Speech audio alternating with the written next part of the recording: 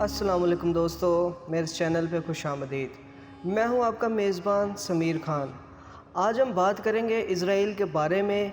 इसके अलावा मस्जिदुल अक्सा, ताबूत सकीना, हैकल सुलेमानी, दीवार गिरिया और यहूदियों के मसीहा दज्जाल के बारे में, इनकी नमाज़ों की तादाद, आपस में सलाम लेने का तरीका और पूरी दुनिया पर हुकूमत के ख्वाब देखने वाली यहूदी नस्ल के बारे में, जो अपनी नाजायज़ रियासत को होली लैंड और अपनी यहूदी नस्ल को चूज़न पीपल यानी खुदा के बहुत ही इबादत गुजार और चुने हुए लोग होने का दावा करते हैं। अब इन बातों में कितनी सदाकत है, आज की वीडियो में हम यहूदियत से पर्दा उठाने की जिसारत करेंगे। दोस्तों, यहाँ आपको इस बात से आगाह कर दें कि ये इज़राइल पे बनाई जाने वाली वीडियो का पार्ट 2 है। अगर आपने इज़राइल की वीडियो का पार्ट 1 नहीं देखा तो डिस्क्रिप्शन में आपको लिंक मिल जाएगा, जिसकी मदद से आप पार्ट 1 को बआसानी देख सकते हैं। वीडियो का बाकायदा आगाज़ करने से पहले अगर आप चाहें तो मेरे चैनल को सब्सक्राइब करें, और अगर आप हमारी यूट्यूब फैमिली का हिस्सा बनना चाहते हैं तो बेल आइकन पर ज़रूर क्लिक करें, ताकि आने वाली हर न्यू वीडियो का नोटिफिकेशन आपको बर वक्त मिल सके। तो शुरू करते हैं आज की वीडियो। इज़राइल, जो फ़लस्तीन की सरज़मीन पर 14 मई 1948 में कायम हुआ, यूनाइटेड नेशन की मौजूदगी में कायम हुआ। 1948 से आज तक मज़लूम फ़लस्तीनियों को पीछे धकेलते हुए यहूदी आबादी को फ़रोग़ दिया जा रहा है। आज यहूदी ताबूत सकीना की तलाश में मस्जिदुल अक्सा समेत पूरी दुनिया को खोद डालना चाहते हैं। झूठे मसीहा की आमद के लिए दिन में 2 दफ़ा दुआएं मांगी जाती हैं। आखिरी जंग हर मजदून की जंग के बाद सारी दुनिया पर कब्ज़ा करने के लिए तैयार बैठे हैं। मशरिक़ वस्ता का एक मुल्क जो बहर रूम के साहिल पर वाक़या है, यहूदी, ईसाई और मुसलमानों के लिए मुक़द्दस तरीन जगह है। मुक़द्दस शहर जेरूशलम है, जिसके अंदर डोम ऑफ द रॉक यानी सुनहरे गुंबद वाली मस्जिद, मस्जिदुल सुखरा, हिस्टोरिकल वेस्टर्न वॉल, दीवार गिरिया, मुसलमानों का किबला अव्वल मस्जिदुल अक्सा और ईसाइयों की मुक़द्दस जगह चर्च ऑफ द होली सेपल्क्चर वाक़या है। दोस्तों, ये स्टोरी शुरू होती है हज़रत दाऊद अलैहिस्सलाम से। हज़रत दाऊद अलैहिस्सलाम हज़रत तालूत बादशाह की फ़ौज में एक कमांडर थे। आप अलैहिस्सलाम की बदौलत बहुत सी जंगें जीती गईं। आप बनी इज़राइल की आंखों का तारा बन गए। आपका निकाह तालूत की बेटी से हुआ, जिनके बदन से हज़रत सुलेमान अलैहिस्सलाम पैदा हुए। अल्लाह पाक ने आपको नबूवत के साथ साथ बादशाहत से भी नवाजा। हज़रत दाऊद अलैहिस्सलाम हज़रत आदम अलैहिस्सलाम के बाद वो वाहिद पैगंबर थे जिनको खलीफा का भी लक़ब मिला। ताबूत सकीना, जिसका हम आगे चलकर ज़िक्र करेंगे, हज़रत दाऊद अलैहिस्सलाम को ताबूत सकीना की हिफाजत की फ़िक्र हुई तो आपने एक हैकल की तमीर करवाने का फ़ैसला किया, मगर आपकी ज़िंदगी ने वफ़ा न की। हैकल की तमीर मुकम्मल होने से पहले आप अलैहिस्सलाम वफ़ात पा गए। इसके बाद ये हैकल हज़रत सुलेमान अलैहिस्सलाम के दौर में मुकम्मल हुआ। यहूदियों के बकौल इस हैकल को 7 साल के अरसे में तमीर किया गया। हैकल सुलेमानी को शुरू हज़रत दाऊद अलैहिस्सलाम ने और मुकम्मल हज़रत सुलेमान अलैहिस्सलाम ने करवाया था, इसलिए इस हैकल को हैकल सुलेमानी कहा जाता है। यहूदी इसे फर्स्ट टेम्पल या किंग सोलोमन टेम्पल भी कहते हैं। हज़रत सुलेमान अलैहिस्सलाम के वफ़ात के बाद यहूदी 2 हिस्सों में बट गए। शुमाल की तरफ की जमात जेरूशलम और वेस्ट बैंक उर्दन की तरफ बनी, जिसे इज़राइल कहा गया। जनूब की तरफ की जमात यहूदी रियासत के नाम से वजूद में आई।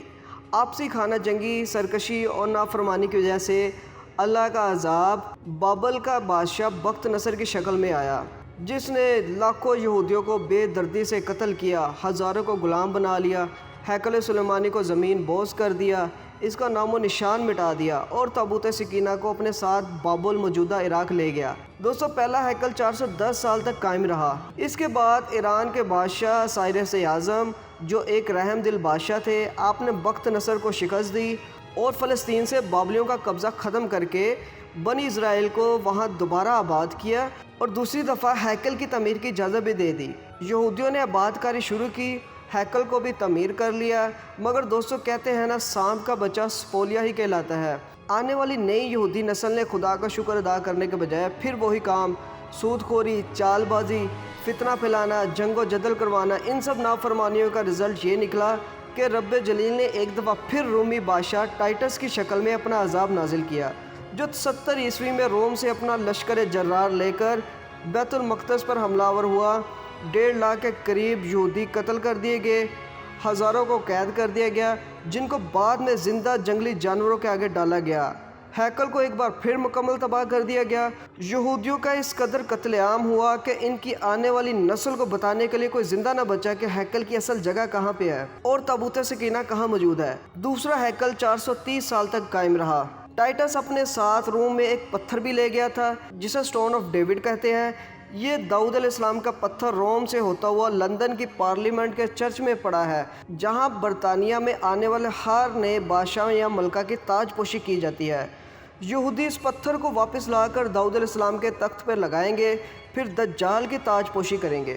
ہیکل سلیمانی کی دوسری دفعہ تباہی کے بعد بچ جانے والی آخری نشانی کو دیوار گریہ کہتے ہیں، جہاں یہودی قوم سر ہلا ہلا کر توریت اور تلمود کا ورد کرتے ہیں۔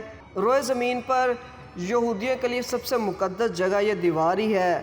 جس طرح مسلمانوں کا قبلہ دوم بیت اللہ سب سے زیادہ مقدس ہے، اس طرح یہودیوں کے لیے ویسٹرن والنگ وال دیوار گریہ، جہاں وہ جھوٹے مسیح کی دجال کی آمد کے لیے دعائیں کرتے ہیں۔ تیسری دفعہ ہیکل سلیمانی کی تعمیر کے لیے دعائیں مانگتے ہیں، اپنے آباء و اجداد پر ہونے والے مظالم کو یاد کر کے روتے ہیں۔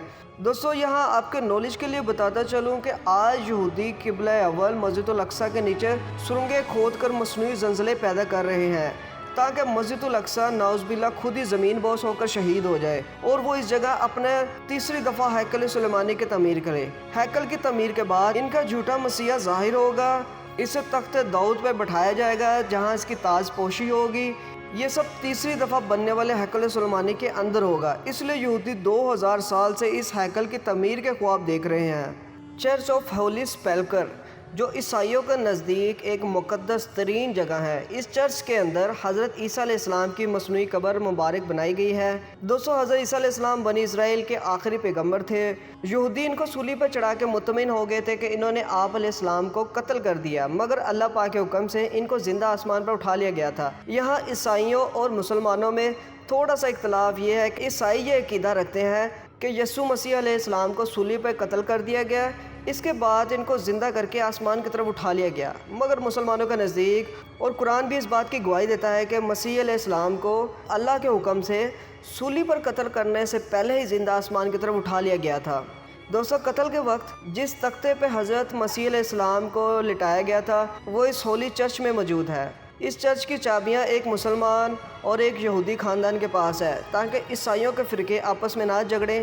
آج پوری دنیا سے عیسائی قوم اس ہولی چرچ کے وزٹ کے لیے آتی ہے۔ تابوت سکینہ کی بات کی جائے تو یہ ایسا تابوت ہے جس کے اندر حضرت موسیٰ علیہ السلام کا عصا مبارک، من سلوہ کا کٹورا، انبیاء علیہ السلام کے تبرکات، توریت کا اصل نسخہ اور موسیٰ علیہ السلام کو کوہ سینا پہ ملنے والے پتھر کی 2 تختیاں جس پہ اللہ تعالیٰ کے 10 احکامات درج ہیں، جس کو یہودی 10 کمانڈمنٹ آف موسیس کہتے ہیں، سب کچھ اس شمشاد کی لکڑی سے بنے ہوئے صندوق میں موجود ہے۔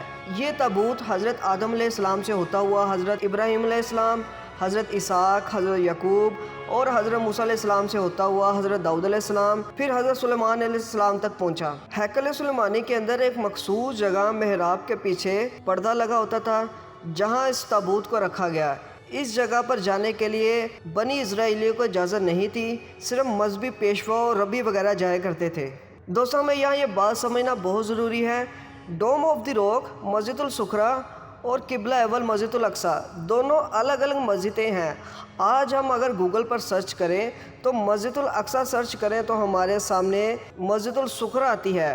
ہم نے کبھی اس بات پر غور کرنے کی کوشش نہیں کی، دراصل یہ بھی یہودیوں کی ایک سازش ہے، وہ یہ کہ ہماری آنکھوں نے صرف مسجد الصخرہ کو ہی قبلہ اول سمجھ لیا ہے، اور اگر وہ مسجد الاقصیٰ قبلہ اول کو شہید کر دیتے ہیں تو ہمارا ذہن اس بات کو ماننے کے لیے تیار ہی نہیں ہوگا کہ قبلہ اول کو شہید کر دیا گیا، کیونکہ ہمارے دماغ میں تو سنہری گنبد والی مسجد کو ہی قبلہ اول دکھایا گیا ہے، حالانکہ اصل میں قبلہ اول مسجد الاقصیٰ ہے، نہ کہ مسجد الصخرہ۔ مسجد الاقصیٰ کی اہمیت مسلمانوں کے لیے کیوں اتنی زیادہ ہے؟ آخر سوال تو پیدا ہوتا ہے۔